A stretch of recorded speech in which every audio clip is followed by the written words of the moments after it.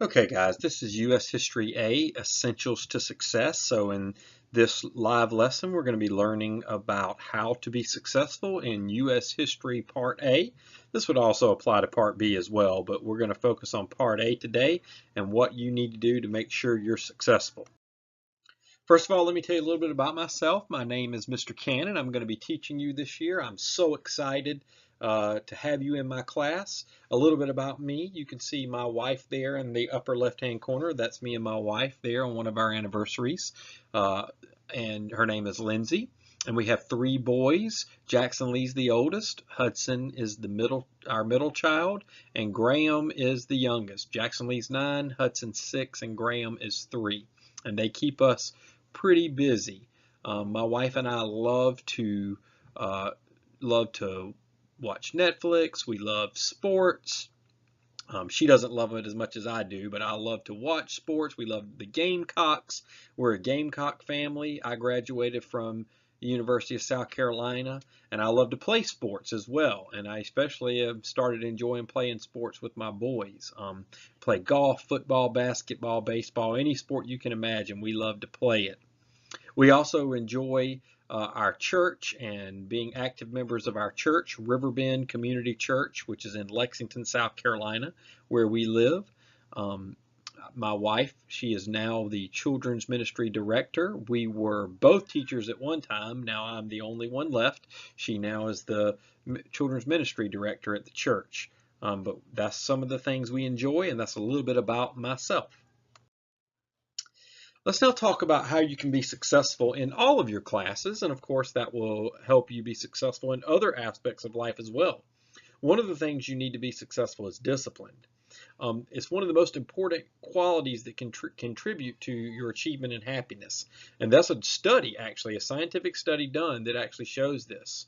I love the famous quote, "We must all suffer one of 2 things, the pain of discipline or the pain of regret or disappointment." So you can either suffer being disciplined, and that is a little painful to be disciplined to make sure that we do our work, we do it on time, we work hard, or we suffer the pain of being regretful or disappointed when we don't make the grade we want to make, or when we have to work really hard at the end of a class because we have waited to the end to do it. So there's going to be pain one way or the other. I prefer the pain of discipline, and that is a little pain, but it's not so bad when you are committed to it.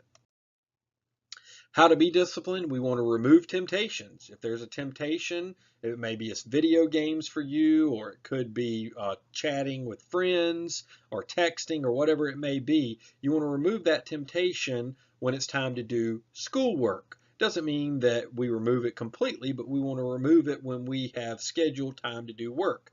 Want to eat regularly and make sure we eat healthy stuff. Don't wait for it to feel right. If we're always waiting for something to feel right, that's never going to happen. So we want to schedule time to actually do our work. Make sure you schedule breaks and treats and rewards. When you do your work like you're supposed to, reward yourself. Give yourself plenty of breaks and treats, and then forgive yourself if you mess up, and move forward. Don't dwell on the past if you've messed up in the past, or if you go a couple days and you're like, I didn't really do the work I should have done. Forget it, move forward, and keep on going.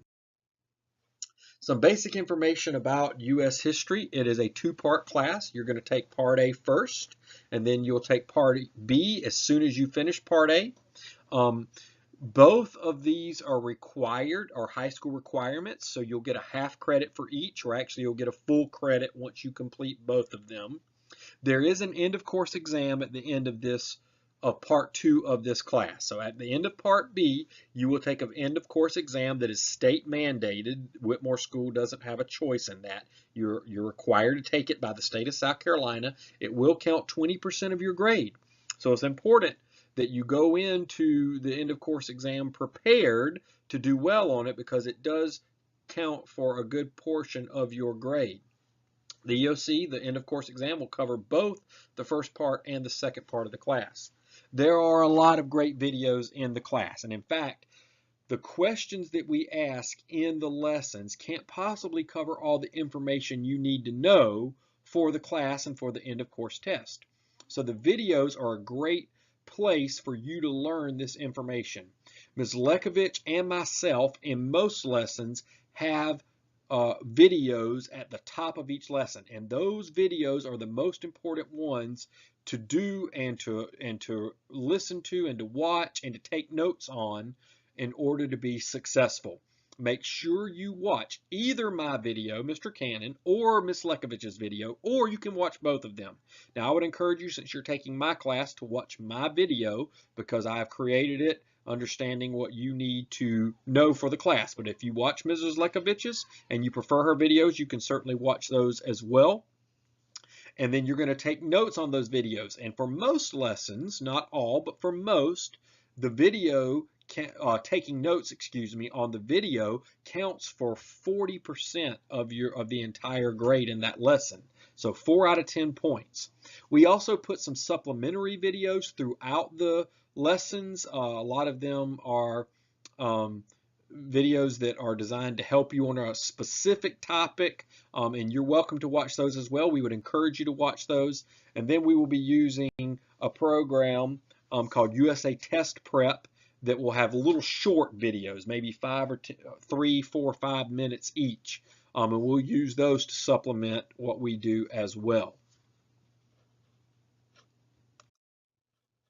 Now, posting in my class. To be successful in Mr. Cannon's class, I ask that you paste all questions and answers into the lesson submit box. Now, you're going to want to do your work in Google Docs or in another program so that in case something happens and it doesn't post like it's supposed to, and you need to go back and get that information again, you'll still have it.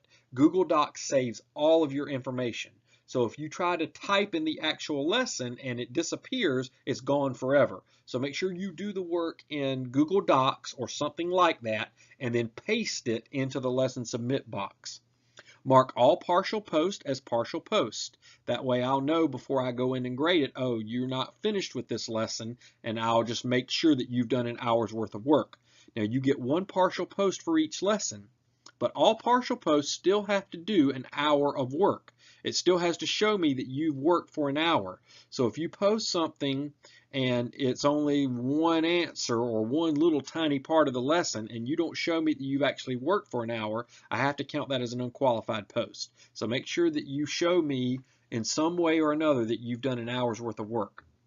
Make sure you ask all questions in a teacher message. I respond to those messages first thing in the morning. Before I do anything else, I'll respond to those teacher messages. The last thing I do before I go to bed is check those teacher messages. So make sure that if you have a question, ask it in a teacher message so I can get back with you quickly. Use spell check and proofread for grammar. One of the biggest mistakes students make is they get points taken off because they have 8 or 9 spelling errors. There is a spell check feature in Google Docs. And in most programs you use, actually, there's a spell check feature. Just use it. It doesn't mean that it'll catch every mistake, but it'll catch a lot of them. And then you obviously want to proofread and have somebody proofread for you as well for grammar. Now, with each lesson, as I said before, I'm going to say it again. Make sure you're watching the PowerPoints at the very top of each lesson. There's a video at the top of there are actually 2 videos at the top of almost each lesson. There are a few lessons that only have 1, but I have actually gone in and created my own videos, and so they're at the top of each lesson as well, or almost each lesson. So you can either watch mine, I would encourage you to watch mine, or watch Mrs. Lekovich. If I don't have a video on a particular lesson, make sure you watch hers. Read the text underneath the videos and take notes. You have to watch the videos, but it's also important that you read through that text. Ask questions if you get stuck. Don't get stuck somewhere, get frustrated, and then just quit posting. I can help you. I promise you. If you ask me a question, I'll get back with you.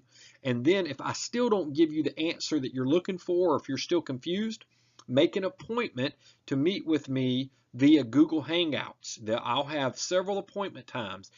Monday through Friday, I have an hour in the morning and an hour in the afternoon that you can meet with me. If those times don't work for you, if you're looking like, and you're like, I have to work all day and I can't meet with you in the morning or afternoon, let me know that, and I will schedule a time. Even if it's in the evening, I will make sure that I can meet with you. I will work around your schedule because I want you to be successful. So if you get stuck on something and a teacher message, my response still doesn't make sense to you, make sure you make an appointment or let me know of a time you can meet with me, and I will be happy to meet with you so that I can help you get through this class. I'm very excited about having you in the class this semester, this year. I know you're going to do a great job, and I'm here to help you. So make sure that you use me as your #1 resource if you ever need help, if the videos don't make sense or if the questions you're going over don't make sense. One of the big mistakes some of my students make is that they try to Google all of the answers to the questions. That is not how these lessons are designed. Googling information will not get you what you need to know for this class. It's important that you do the information in the lessons. That includes the videos and the text. If you're Googling answers, #1, you're not going to make as good a grade because most of the lessons require you to take notes on the video. But #2, you're not learning the information you need to know to do well on the end of course test. But if you do watch the videos like you're supposed to and take notes like you're supposed to, I promise you, you will be prepared for that end of course test. It's going to be a great year. I'm looking forward to it, and I'll talk to you later.